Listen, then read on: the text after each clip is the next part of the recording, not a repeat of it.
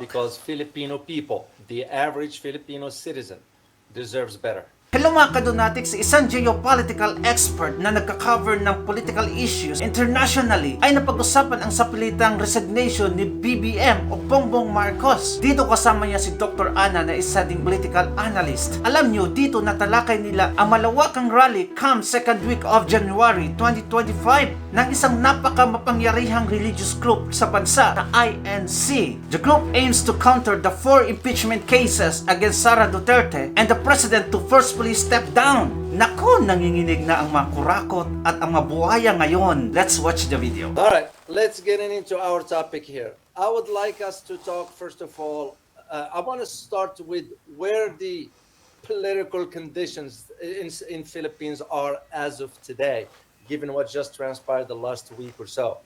Where things are.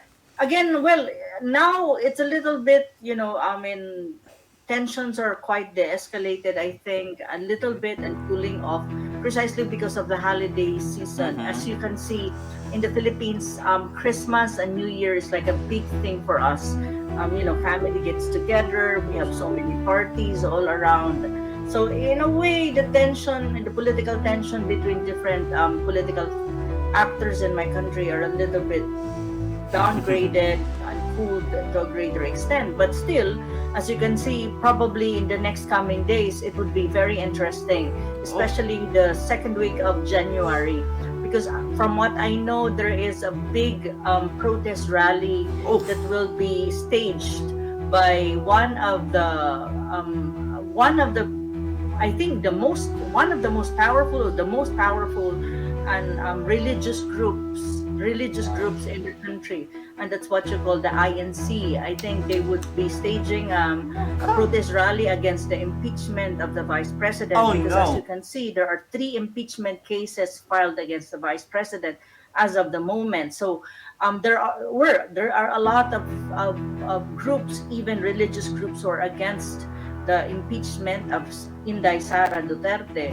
So one of that would be the INC, and it will be around second week of January. However, there will also be, I think, from what I know, some kind of rally or a demonstration in favor of the impeachment by some political groups or political party, and that would be again within the second week of January. And I think another protest probably will be staged against the impeachment. So it's like 3 different big protests, I think, that will happen in the second week to the third week of January. So this is a very critical moment in my country, precisely because there will be a lot of issues that will be, of course, brought up to the public. That will, it will be brought up to the public, including in the impeachment against the Vice President, probably the budget, the 2025 national budget, which many people and many Filipinos or even academics and intellectuals and even some politicians would critique, or they are now criticizing the 2025 national budget of the Philippines, and it seems that it's accordingly the most corrupt budget ever in the history of the country. So these are critical issues, and of course the daily grind of Filipino people, like for example the hard life, the increasing prices of basic commodities like electricity, transportation, even food, and basic food. These are the things that are really critical issues as well. And of course the geopolitical issues that is going on, and we're kind of a hostage by the United States vis-a-vis China. So these are pretty much the same, quite the same issues the last few months, but I think it's more escalating in many ways. So the 2025 second week of January would be very exciting politically for the country, and I think many political observers from other countries will be looking at the Philippines because of these things. Yeah. Well, as an outsider looking in, and you will be in a better position than me to really assess this particular aspect of it. As an outsider looking in, I'm looking at this impeachment as a political sort of what's the word I'm looking for? Motivated. And correct me if I'm wrong, Anna. Please say so if I'm wrong. I believe that this whole idea of the impeachment is to prevent the vice president from ever having the opportunity to be a president of Philippines, because that's what majority of Filipinos are wanting to have or see happen. Precisely. Would I be wrong in this assessment? I think you're correct. You're very correct in that regard. And I think this impeachment is politically motivated. It's a political harassment and some kind of political insinuated by the factions coming from the side of the current president, especially by the Speaker of the House, Martin Romualdez, which is the cousin of the president at the moment. So it's more politically motivated. I think it's more about trying to make it sure that she will not be able to run for the 2028 national election as early as now. They want to destroy the vice president image in the public and even internationally speaking. But I would tell you all of this are political harassments, and these are just political machinations of the other side. I mean, especially those people who would want to stay in power than necessary. So that's really the case, and I would agree with you, and you're totally correct on this. As far as I'm well, just for our viewers, especially my viewers from the Philippines, because they've been asking me a lot of questions about when I'm going to bring the vice president for the interview. The opportunity is open. I'm still waiting to hear from her office. Just for you guys to know, the community, for you to know, we didn't forget this. It's just, it's protocol. You can't just call a vice president and have her here. It doesn't work that way. So just for you guys to know where things are. Hopefully, if she be open to an interview from an international interview, that would be great. At the moment, I think she's very busy. She's facing impeachment, and there's a lot of attacks, and I think a lot of legal cases being filed against her. And this is really about political demolition. This is really a demolition job against her. And I think, on the other hand, it's also because of the fact that even until now, with all the political harassment, the demolition job being put forward against the vice president, you can see that in the latest Pulse Asia rating survey, in terms of political trust, in terms of public trust, in terms of, I think it's still she's still the number one. She's still higher than the president, higher than any other government official when you talk about public trust. So that says a lot, that despite everything, she's still number one. And I think she's still number one when you talk about the front runner for the 2028 presidential election of the country. So of course, when you're the front runner, of course you're the one, the subject of almost all political intrigues and political attacks coming from your perceived opponents. You're absolutely correct. Well, I hope things work out, because Filipino people, the average Filipino citizen, deserves better.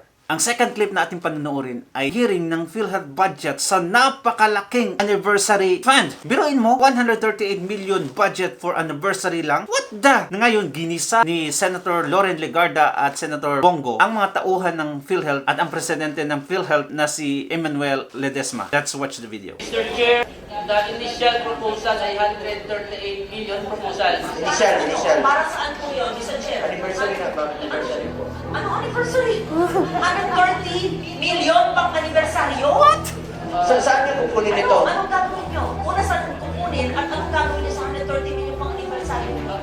Anibersaryo pang bigay ng additional package. Hindi, anniversary celebration, ma'am. Ang tanong ko lang kung saan niyo kukunin ito? Sa part ba ng working budget ninyo kukunin yung 138? Mr. Chair, ito po ay again proposal pa lang. Proposal, kaya nga, kung matutuloy na saan kukunin? Ay kukunin siya sa corporate operating budget. So part pa rin ng working budget ninyo? Ilang pasyente matutulungan yan?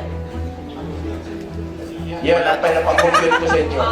Baka naman pag level, naman na, Mr. Chair, anniversary budget, third year sa sila, 137 million, 138 million. Siguro naman, hindi naman yung Christmas party or celebration. Siguro naman hindi biyahe. Siguro naman hindi pagkain ng mga officers. Siguro, ito ay palaganap ng mga package, di ba po? Ano ba yung 138 million? Ma'am, Mr. Chair. ba? Mr. Chair, sorry. Pakisagot lang, no? Yung 138 million, saan gagamitin at saan nagagaling? Perks nila yan. Payong, Yung bags, 600 t-shirt. billion at 431 billion, hindi pa rin maliwanag kung pareho ba to o iba po. Mr. Chair, we'll just explain very quickly, just for the purposes of to expedite the discussion. What was approved by the board and what was decided in PhilHealth already is the budget for the 30th anniversary was brought down to a few 100,000 pesos only. So maybe we can just to clarify everything. There's nothing, there's no hundreds of millions, there's no millions. So just so that we can continue with the discussion, please. What is this on the board? Yun ang tinanong ko kanina, sabi mo, you will explain it later. Yes. So nauna niyo pong sinagot yung mga tanong ni Senator Legarda kaysa sa mga tanong ko na hindi pa rin nasasagot until now. Pakisagot mo na. So just to answer nga very quickly, Mr. Chair, we are only planning to spend a few 100,000 pesos for 30th anniversary. Yan lang po, wala pong mga excessive spending. So, ibig sabihin, just to simplify the discussion. Projected pa lang ito. Actually, may mga proposals, but Hindi pa natutuloy. Hundreds of thousands, but we see on the board, it is not consistent with what the CEO is saying.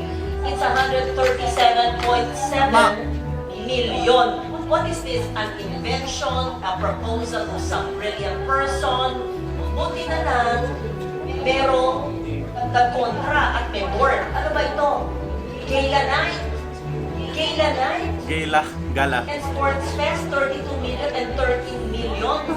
Habang ang dami-daming nangangailangan ng healthcare. Anyway, karis na ito.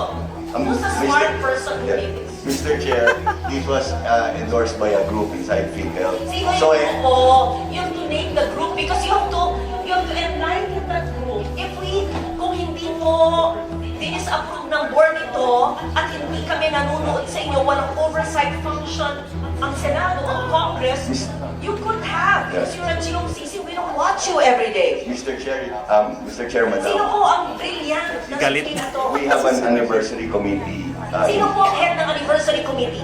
Anniversary committee po is headed by Mr. Ray Balenya. Yes, can that person please, not now, don't waste our time, give a memo to the chair of the finance committee, Galit na siya eh. of the health committee, Ano kasi? on why the person and the group thought of using 137 million of PhilHealth funds for Galing sa akin yan, giveaways galing sa inyo yan. and a gala night. We will submit, Your Honor, we will submit it within the day to Congress. A sports meet 2 years to the for Senate. 32 million and a gala night with PROs, I hope it's GROs, at 13 million and a gala night with HOs for 4 million, blah, blah, blah. Grabe. And, Billion. okay. And umbrellas for 7.9 million. What's this? Special tokens and umbrellas. Senator Loren, Ma'am, to may simplify lang po the no. discussion, all of those. Kaya nga, projected o plano nyo lang po, Grabe talaga. tanong ko lang naman po sa Grabe inyo talaga. kanina pa. Kung sakaling natuloy po ito, ilang pasyente po makikinabang dito. Walang makakinabang Ilang dyan pasyente kasi sa po kanila ang lang eh. naghihingalo na matutulungan dito. Ilang buhay pa po ang masasalbab dito. Kaya sabi ko sa inyo, dito sa ating panggobyerno, parati isipin natin, konsensya. Walang konsensya yan, mga kurap yan, mga buaya. 600 billion, yung mahiwagang 600. Ibig nyo sabihin, iba pa yung, meron kayong 600 billion, meron pa kayong 281 billion na reserve, at meron pa kayong 150 billion na surplus. Kala ko po, itong 281 at 150, total 431, ay parang ng 600. Explain mo pa ako. Explain mo siya ng konti. Kasi nalilito na kami. Kaya Iba yung sinasabi na, iba yung nababasa namin, iba yung sinabi mo sa plenary, iba rin po yung sinasabi dito. Ano, para sa kaalaman po ng mga kababayan nating nakikinig at nangangamba sa kanilang benepisyo mula sa PhilHealth, paliwanag ko po ano yung 600 billion. Kung parte ba itong 431 o 489? 600 po. We have, as of September, 628.2 billion asset, total asset po. When you say total asset, that is cash in the bank. Cash, non-cash, Cash up. including mga properties po ng korporasyon, total po to. Hindi na nila ma-explain. Yung 600 na yan, bigay nyo yung breakdown. So, ibig sabihin, 281 and 150, 131 million, iba pa sa 600. So, meron kayong 600 plus 431. Ha? Saan niyo So, mali pupunin? pala ang balita. Nako, hindi na ma-explain. Sana Nako. meron kayo 1 trillion. 1 billion? Sabihin mo. Sige, paki-explain mo na. Oh, nakakapagigil. Again, 628, babalance ito eh. Because again, the asset should be total to the liabilities and members' equity. Now, on the part of the asset natin, we have 628.2 as of September. The 600, Ulit. Ang pinagsimulan po natin, yung 600 billion na nababasa namin sa pahayagan at nang sinabi po ng DOH na meron po ang PhilHealth. 600 billion cash. Kanina, isang oras na yata tayo, lahat ng kasama nyo, including ang CEO at yung abogado, sinabi na meron daw kayong 281 na reserve at 150 na surplus. Sabi nyo, CEO and attorney, parte ito ng 600B. Sinasabi po ngayon ni Mr. Yes, nahiwalay pa ito maliban sa 600B. So, ibig sabihin, ang assets nyo, cash and non-cash, ay 1 trillion. Pakipaliwanag. Wala na, grabe. Pati Senado binubula ng mga gunggong ng mga buhayang to. Grabe talagang corrupt, di ba? Wala nang magawa yung Senado, oh, yung sa hearing, oh. Pabalik-balik na lang yung explanation nila. Hindi na nga ma-explain eh. Grabe. And biruin mo, pera nyo to. Pera ng taong bayan to. Tapos ginagago lang nila. Grabe, ang garapalan. Sobra na. Ay, nako. Nakaka-heart attack, nakakapanggigil ang mga kultong to.